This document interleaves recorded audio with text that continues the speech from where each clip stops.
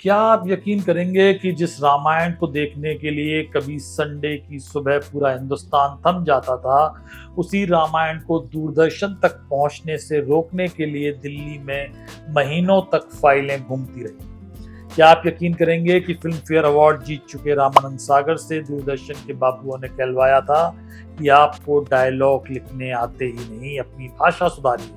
और क्या आप जानते हैं कि एक चर्चित किस्से के मुताबिक एक दिन प्रधानमंत्री राजीव गांधी दूरदर्शन देख रहे थे, उन्हें कार्यक्रम नीरस लगे और तभी बात निकली कि हम रामायण और महाभारत जैसे अपने महान महाकाव्य क्यों नहीं दूरदर्शन पर दिखाते। और क्या आप यकीन करेंगे कि रामायण को दूरदर्शन तक पहुंचाने में आखिरकार एक ऐसी बूढ़ी माँ की जिद भी काम आई, जिसने अपने अफसर बेटे से कह दिया कि रामायण टीवी पर नहीं आई तो मैं अन्न छोड़ दूंगी। नमस्कार, मैं हूं पीयूष पांडे और आप देख रहे हैं द किस्सा।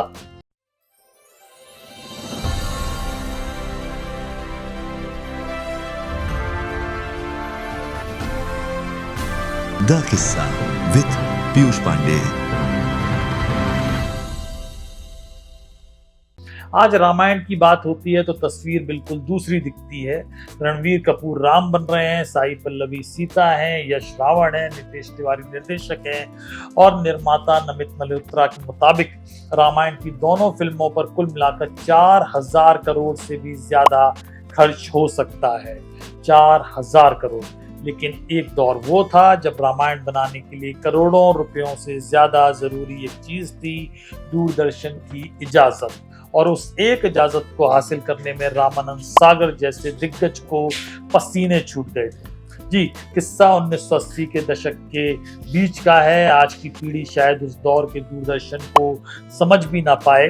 आज रिमोट उठाइए तो सैकड़ों चैनल हैं, मोबाइल खोलिए तो हजारों चैनल्स हैं, लेकिन उस वक्त दूरदर्शन ही टेलीविजन था।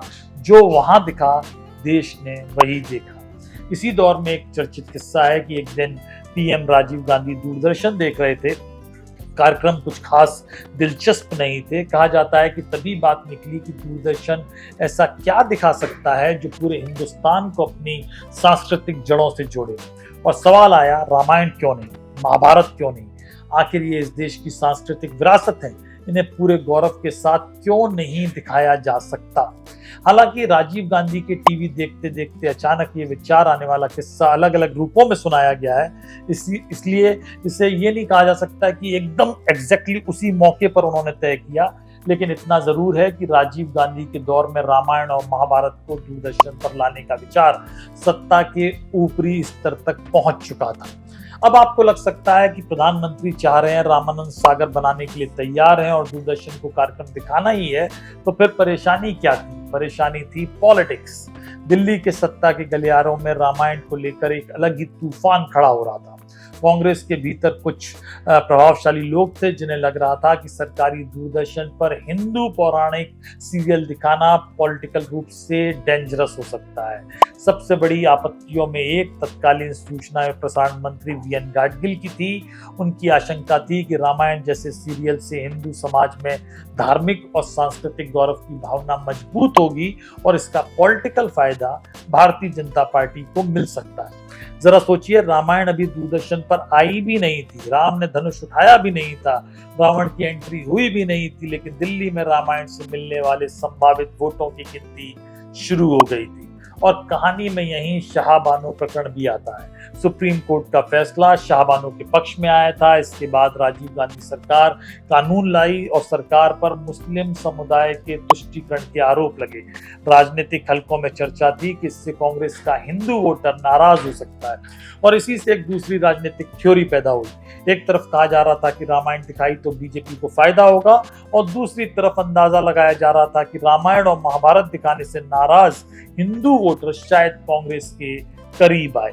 यानी गजब की स्थिति थी। रामायण एक थी, लेकिन किसी को उसमें बीजेपी का फायदा दिखाई दे रहा था और किसी को कांग्रेस का।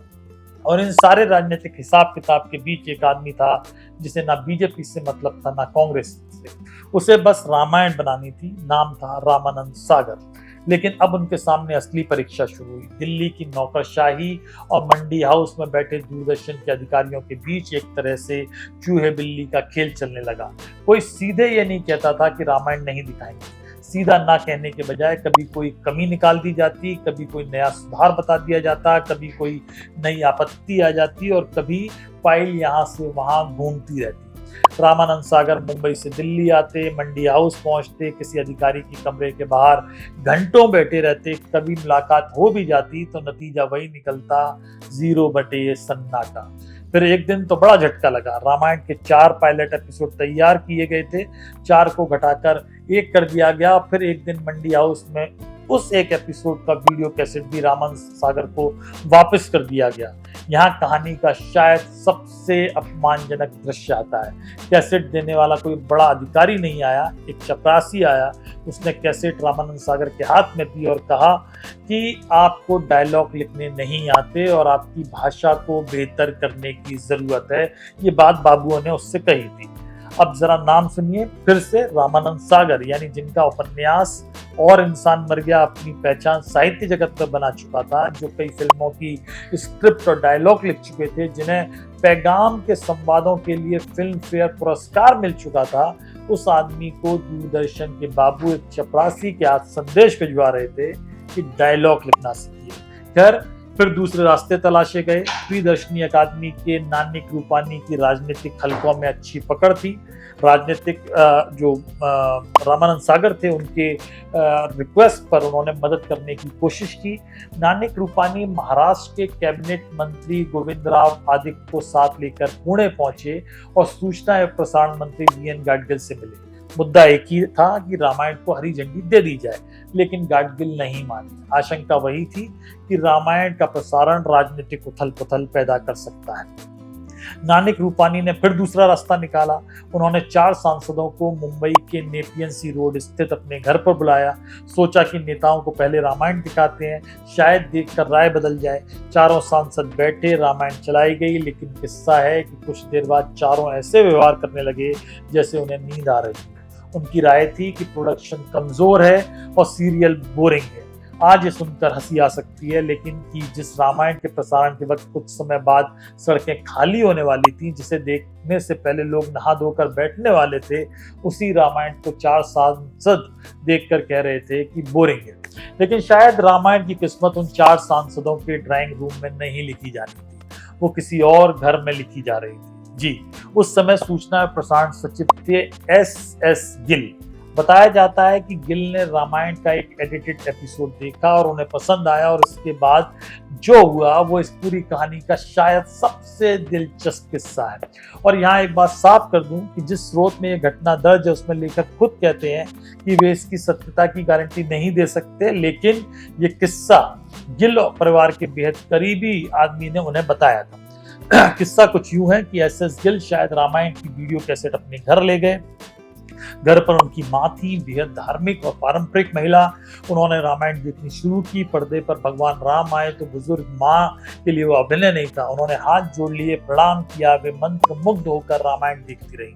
उनके लिए किताब में पढ़ी रामायण अचानक आंखों के सामने जीवित हो रही थी। अगली सुबह नाश्ते की मेज पर माँ ने बेटे से पूछा, रामायण टीवी पर कब आ रही है? अब बेटा देश का सूचना और प्रसारण सचिव था, लेकिन माँ को क्या बताता कि क्या पॉलिटिक्स चल रही है। गिल ने बताया कि मामला मुश्किल है, राजनीतिक अड़चने हैं, कुछ लोग प्रसारण नहीं चाहते। बात खत्म हुई और गिल दफ्तर चले गए। लेकिन शाम को जब वो वापस लौटे तो पता चला माँ ने पूरे दिन खाना नहीं खाया, एक निवाला तक नहीं। माँ ने बेटे से साफ कह दिया कि अगर तुम रामायण का प्रसारण सुनिश्चित नहीं करा सकते तो मैं अन्न और जल त्याग दूंगी। अब जरा सोचिए, बाहर मंत्रालय का दबाव और घर में माँ की जिद, एक तरफ राजनीति और दूसरी तरफ राम भक्त माँ। कहानी सुनाने वाले इसे ईश्वर की योजना मानते हैं, संयोग कहिए या कुछ और। इसके बाद परिस्थितियां तेजी से बदलने लगी। नौकरशाही में फेरबदल हुआ। रामायण के विरोधी माने जाने वाले सचिव, संयुक्त सचिव और दूसरे अधिकारी अलग अलग विभागों में भेज दिए गए। कहा जाता है कि एक ही दिन में 4 सचिवों को हटा दिया गया था। उधर वीएन गाडगिल को भी नवंबर 1986 के आसपास दूसरा मंत्रालय दे दिया गया। अब सूचना और प्रसारण मंत्रालय, दूरदर्शन में उनका कोई दखल नहीं था। नए सूचना और प्रसारण मंत्री बने अजीत कुमार पांजा और यहाँ एक किस्मत का खेल देखिए, किस्सा देखिए। अजीत कुमार पांजा का सिनेमा से रिश्ता था, वे एक बंगाली फिल्म में रामकृष्ण परमहंस की भूमिका भी निभा चुके थे। यानी जिस मंत्रालय में रामायण को लेकर राजनीतिक आशंकाएं हावी थी, वहां वे ऐसा मंत्री था जो खुद पर्दे पर धार्मिक किरदार निभा चुका था। एसएस गिल को रास्ता दे दिया गया। बताया जाता है कि उन्होंने मौका पकड़ा और लंबी राजनीतिक सलाह मशवरा की प्रतीक्षा किए बिना एक पत्र भेज दिया। उसमें एक बड़ी खूबसूरत बात लिखी, there is only one Ramanand Sagar, there is only one Ramayana. यानी एक ही रामानंद सागर है और एक ही रामायण। और फिर महीनों से जमी बर्फ अचानक पिघलने लगी, जो फाइलें रेंग रही थी वे दौड़ने लगी, फोन आने लगे, बात आगे बढ़ने लगी। फिर तारीख आई 16 जनवरी 1987। रामानंद सागर के पास मंत्रालय से फोन आया। उधर से सवाल था, क्या आप अगले संडे से रामायण का प्रसारण शुरू कर सकते हैं। अगला संडे था 25 जनवरी 1987, गणतंत्र दिवस से ठीक एक दिन पहले। अब जरा इस विडंबना को समझिए कि महीनों तक एक आदमी दिल्ली के चक्कर काटता रहा, कभी अशोक होटल से में बैठकर फोन का इंतजार करता रहा, कभी अफसर के घर पहुंचा तो साहब पौधों में व्यस्त मिले। कुल मिलाकर ये नहीं बन पा रहा था। फिर एक एपिसोड जब लौट कर आया कि डायलॉग लिखना नहीं आता। कुल मिलाकर रामानंद सागर की तमाम परेशानियां थी और वो नहीं समझ पा रहे थे कि क्या होगा। लेकिन अल्टीमेटली जब आया तो उनको कहा गया कि आप अगले हफ्ते बनाकर दे दीजिए और 9 दिन बाद रामायण को पूरे देश को दिखानी है। मतलब 8-9 दिन। 9 दिन में रामायण का प्रसारण कैसे हुआ ये किस्सा फिर कभी। लेकिन सच ये है कि उस जमाने में रविवार की सुबह का मतलब बदल गया। जब रामायण आई, सड़कें खाली होने लगी, लोग नहा धोकर टेलीविजन के सामने बैठने लगे और जब रामायण स्क्रीन पर आती तो लोगों के हाथ जुड़ जाते थे। अरुण गोविल और दीपिका चिकालिया कलाकार नहीं, लोगों की आस्था का हिस्सा बन गए। बाद में तो अरुण गोविल इसी भूमिका के बूते एमपी भी बने। तो खैर, ये किस्सा आपको कैसा लगा हमें कमेंट बॉक्स में जरूर बताएं और आपने अभी तक द किस्सा चैनल को सब्सक्राइब नहीं किया है तो जरूर करें। धन्यवाद।